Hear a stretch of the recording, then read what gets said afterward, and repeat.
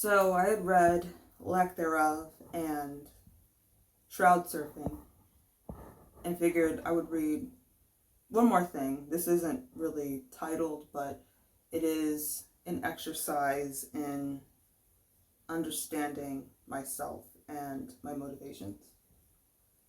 This is another question that I was asked anonymously.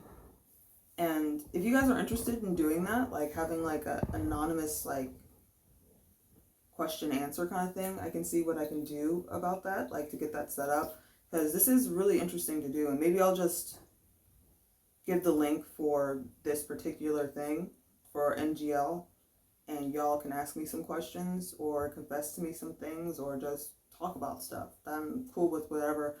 But I do think this is an interesting exercise, and I would be interested to hear what you guys have to say. This is the question. One thing you cannot survive without. That's a really good question. I tend to think there are a few things I couldn't possibly go without.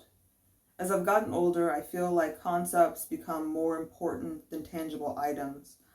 Like a few years ago, I'd say something like ass or scented candles or ice cold thermoses of water. And while those things are important to me, my experience as a human being is thankfully malleable enough that I could find new things to fill those voids. What I cannot live without is the peace and comfort those things give me. Further still, I find the reason I seek out experiences that bring me peace and comfort to be even more paramount. At my core, the reason I pursue things that make me happy is because I am in pain. From the first breath I ever drew to the last, my experience at its heart is vastly shaped by suffering. And as much as I endeavor to avoid it, a life without it would be meaningless. It is the catalyst to comfort, the harbinger of hope. I cannot survive without suffering, Anon. And so, that's my answer, is suffering, but I cannot live without it. And I spend so much time, so much energy,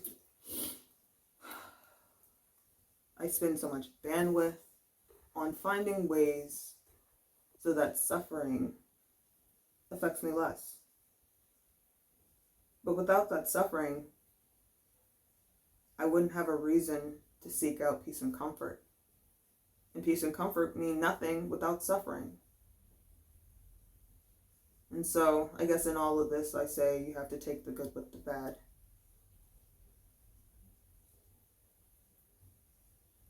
That's really the end of it.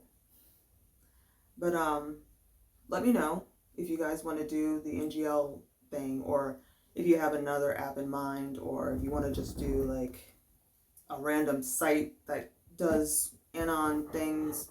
I'm not sure how exactly I would proceed outside of just using NGL. And I don't know how long that site is going to be up, because usually it just lasts for like maybe a month or so. But yeah, let me know what you guys want to do. I'll go ahead and put my link in there, and you can ask me questions, make confessions. I think some of them are like, they're a 10, but they have whatever weird thing going on. People that you ship me with, like, there's a lot of little things you can do, but I'm mostly interested in the anonymous questions and comments and observations. So I think I'll go ahead and put some links up in this video, and yeah, I just look forward to hearing from you.